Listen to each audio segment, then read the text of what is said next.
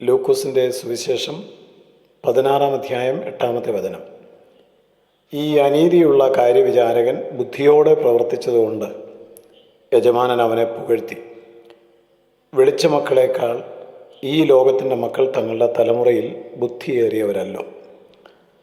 യേശുക്രിസ്തുവിൻ്റെ ഉപമകളിൽ പലതും കേൾക്കുന്നവരെ ആശ്വസിപ്പിക്കുക എന്നതിനേക്കാൾ ഏറെ ചിന്തിപ്പിക്കുന്നവയാണ്.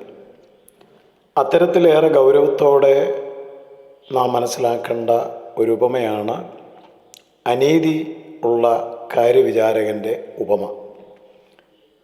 ഈ ഉപമയുടെ അവസാനത്തിൽ യേശു പറഞ്ഞ വാക്കുകൾ അത്ഭുതം ഒരു വശത്തും ആശയക്കുഴപ്പം മറ്റൊരു വശത്തും ഉളവാക്കുന്നതാണ്.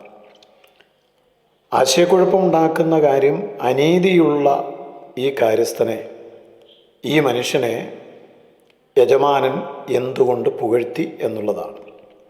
യേശു എന്തുകൊണ്ടാണ് അവനെ ഒരു ഉദാഹരണമായിട്ട് എടുത്തത്? അനീതിയെ അംഗീകരിക്കുന്നതല്ല ഈ ഉപമയുടെ സന്ദേശം, മറിച്ച് ഈ അനീതിയുള്ള കാര്യവിചാരകൻ്റെ ബുദ്ധി, അതായിരുന്നു യേശു പ്രധാനമായിട്ടും നമ്മുടെ മുമ്പിൽ വെളിപ്പെടുത്തുവാൻ ആഗ്രഹിച്ചത്. ഭാവിയെക്കുറിച്ചുള്ള ദീർഘവീക്ഷണം, അവസരങ്ങളെ പ്രയോജനപ്പെടുത്താനുള്ള വിവേകം. തൻ്റെ തൊഴിലിൽ താൻ അവിശ്വസ്തത കാണിച്ചപ്പോൾ തനിക്കുള്ള ജോലി നഷ്ടപ്പെടുവാൻ പോവുകയാണെന്ന് മനസ്സിലാക്കിയ ഈ കാര്യവിചാരകൻ തൻ്റെ ഭാവി സുരക്ഷിതമാക്കുവാൻ വേണ്ടി പെട്ടെന്ന് ഉണർന്ന് പ്രവർത്തിക്കുകയാണ്. അവൻ തിരഞ്ഞെടുത്ത മാർഗം തെറ്റായിരുന്നു എങ്കിലും ഭാവിയെക്കുറിച്ച് അവൻ വളരെ കരുതലുള്ളവനായിരുന്നു. ഈ പശ്ചാത്തലത്തിൽ യേശു ഒരു വലിയ ആത്മീയ സത്യം നമ്മെ പഠിപ്പിക്കുന്നുണ്ട്.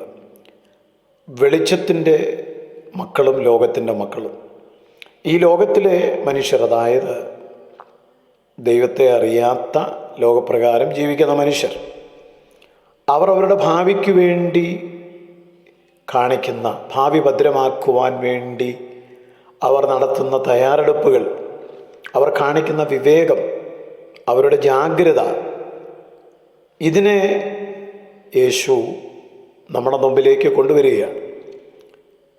ഈ വിവേകവും ജ്ഞാനവും ജാഗ്രതയും തയ്യാറെടുപ്പും ദൈവമക്കൾ ദൈവരാജ്യത്തോടുള്ള ബന്ധത്തിൽ കാണിക്കണം എന്നാണ് യേശു ആഗ്രഹിക്കുന്നത്.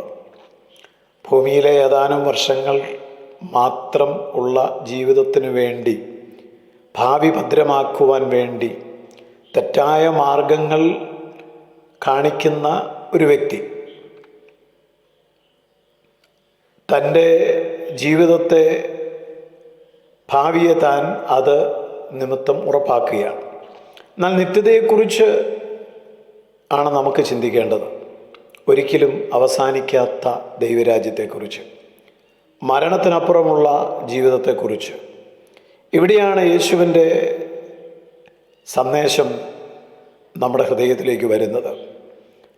ലോകത്തിലെ ജനങ്ങൾ നശിച്ചു പോകുന്ന കാര്യങ്ങൾക്കായി വളരെ ജാഗ്രതയോടെ, ബുദ്ധിയോടെ, ജ്ഞാനത്തോടെ, വിവേകത്തോടെ പ്രവർത്തിക്കുന്നുവെങ്കിൽ നിത്യജീവൻ്റെ അവകാശികളായ ദൈവമക്കളാകുന്ന നാം എത്രമാത്രം ജാഗ്രതയോടും സമർപ്പണത്തോടും ജീവിക്കണം എന്ന് നമ്മെ പഠിപ്പിക്കുകയാണ് കർത്താവ്. ഇന്ന് വിശ്വാസികളുടെ ഇടയിൽ കാണുന്ന ഏറ്റവും വലിയ പാവം അലസതയാണ്. നാം രക്ഷിക്കപ്പെട്ടു എന്നതിൽ സന്തോഷിക്കുകയാണ്, രക്ഷയുടെ ഉറപ്പിലങ്ങ് സന്തോഷിക്കുകയാണ്. എന്നാൽ ആത്മീയ വളർച്ചയുടെ ആവശ്യകത നാം മറന്നുപോകുന്നു. പ്രാർത്ഥനയ്ക്കായി നാം സമയം കണ്ടെത്തുന്നില്ല. ദൈവദിനം ധ്യാനിക്കുന്നതിൽ നമുക്ക് യാതൊരു സ്ഥിരതയുമില്ല. ഞായറാഴ്ച ക്രിസ്ത്യാനികളായിട്ട് മാത്രം നാം അധപ്പതിക്കുകയാണ്. സുവിശേഷീകരണത്തിൽ നമ്മുടെ ഉത്സാഹം നഷ്ടപ്പെട്ടു പോയി. എന്തെങ്കിലും ചെയ്യുന്നുണ്ടെങ്കിൽ അതൊരു നേർച്ച പോലെ, അല്ലെങ്കിൽ ഫേസ്ബുക്കിൽ പടം വരാനും മറ്റു കാര്യങ്ങൾക്കും പരസ്യത്തിനും പബ്ലിസിറ്റിക്കും വേണ്ടി മാത്രം ചെയ്യും. നമ്മുടെ മുൻഗണനകളുടെ പട്ടികയിൽ ദൈവരാജ്യം എന്ന് പറയുന്നത് ഏറ്റവും തള്ളപ്പെട്ടു പോയിരിക്കുന്നു. അതേസമയം ലോകത്തിൻ്റെ മക്കൾ തങ്ങളുടെ ലക്ഷ്യങ്ങൾക്ക് വേണ്ടി, ഭാവിക്ക് വേണ്ടി അസാധാരണമായ നിലയിൽ അർപ്പണബോധത്തോടെ പ്രവർത്തിക്കുന്നു. ഒരു കായിക താരത്തെ നോക്കൂ, തൻ്റെ വിജയത്തിനു വേണ്ടി അവൻ കഠിന പരിശീലനം നടത്തുന്നില്ലേ? ഒരു വിദ്യാർത്ഥി തൻ്റെ ഭാവിക്ക് വേണ്ടി ഉറക്കളച്ച് പഠിക്കുന്നില്ലേ? ഒരു ബിസിനസ്സുകാരൻ തൻ്റെ സംരംഭം വിജയിപ്പിക്കുവാൻ വേണ്ടി സമയവും ശക്തിയും എല്ലാം ചെലവഴിക്കുന്നില്ലേ? എന്നാൽ ദൈവത്തെ അറിഞ്ഞ, ദൈവരാജ്യത്തെക്കുറിച്ചുള്ള വെളിപ്പാട് ലഭിച്ച, നിത്യജീവൻ്റെ മൊഴികൾ കർത്താവിൽ നിന്ന് പ്രാപിച്ചെടുത്ത ദൈവമക്കളാകുന്ന നാം ദൈവരാജ്യത്തിൻ്റെ വിശാലതയ്ക്ക് വേണ്ടി, അനുഗ്രഹത്തിന് വേണ്ടി എന്താ ചെയ്യുന്നത്? വിശുദ്ധ ജീവിതം നയിക്കുന്നതിന് വേണ്ടി നാം എന്ത് തയ്യാറെടുപ്പുകൾ നടത്തുന്നു? ഒരിക്കൽ മരണവും പിന്നെ ന്യായവിധിയും ദൈവം സകല മനുഷ്യർക്ക് നിയമിച്ചിരിക്കുന്നു എന്ന് അറിയാവുന്ന നാം എന്തുകൊണ്ട് നിത്യതയ്ക്ക് വേണ്ടി ബുദ്ധിയോടെ, ഭാവിക്ക് വേണ്ടി ബുദ്ധിയോടെ പ്രവർത്തിക്കുന്നില്ല? യേശുവിൻ്റെ വാക്കുകൾ നമ്മെ ആത്മപരിശോധനയിലേക്ക് നടത്തണം. ദൈവം നമുക്ക് നൽകിയ സമ്പത്തും കഴിവും അവസരങ്ങളും ബന്ധങ്ങളും നാം എങ്ങനെയാണ് ഉപയോഗിക്കുന്നത്? ഇവയെല്ലാം ഭൂമിയിലെ സൗകര്യങ്ങൾക്കോ സുഖങ്ങൾക്കോ വേണ്ടിയാണോ, അതോ നിത്യതയിൽ നിക്ഷേപമായിട്ട് മാറണം എന്ന ആഗ്രഹത്തിലാണോ? ഒരു ദിവസം നമ്മുടെ ജീവിതയാത്ര അവസാനിക്കും കേട്ടോ. അന്ന് നാം ഈ ലോകത്തെ സകല അധ്വാനങ്ങളും അവസാനിക്കും. ദൈവസന്നദ്ധിയിൽ ജാഗ്രതയോടെ നമുക്ക് പ്രവർത്തിക്കാം, ദൈവത്തിന് വേണ്ടി പ്രവർത്തിക്കാം, നിത്യതയുടെ വെളിച്ചത്തിൽ നമുക്ക് ജീവിക്കാം. അതായിരിക്കട്ടെ നമ്മുടെ ജീവിത ലക്ഷ്യം. നാമും ഈ അനീതിയുള്ള മനുഷ്യൻ ബുദ്ധിയോടെ പ്രവർത്തിച്ചതുപോലെ ഭാവിക്ക് വേണ്ടി, നിത്യതയ്ക്ക് വേണ്ടി ബുദ്ധിയോടെ പ്രവർത്തിക്കാം. കർത്താവേ, അവിടെ ഞങ്ങളോട് സംസാരിച്ചു കൊണ്ടിരുന്നതിനായിട്ട് നന്ദി. അനുഗ്രഹിക്കണം. യേശുവിൻ നാമത്തിൽ ആമേൻ. നിത്യജീവമൊഴികൾ നിന്നിലുണ്ട് പരനെ, നിന്നെ വിട്ടിട്ടാടിയങ്ങളെങ്ങു പോയി വസിക്കും, നിന്നെ വിട്ടിട്ടാടിയങ്ങളെങ്ങു പോയി വസിക്കും.